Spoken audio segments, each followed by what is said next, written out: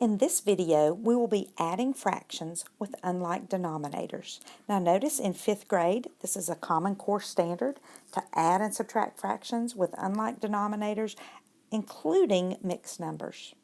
Now honestly, this is the part of fractions that give fractions the bad name, adding things with unlike denominators.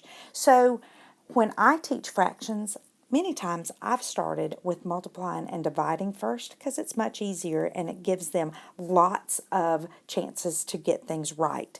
And then they don't have such a bad taste in their mouth when they think of fractions. Well, let's first look at this area model. Now, this is actually the only method out of the book that I'm going to teach.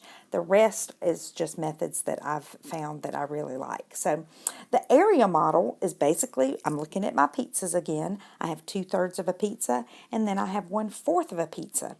So I'm going to need to find the same denominator. In other words, I need to cut each pizza into the same number of slices. So how do we determine our choices for our slices? We are going to find the common denominators. So do you remember how we get these? You're going to multiply the top and bottom by the same number. That will give you your choices for slices for 2/3. So let's do the same with 1/4. So here's our choices for 1/4. So how many slices should we choose? The easiest would be to choose slices that would be the smallest number of slices. So they have this 12 in common.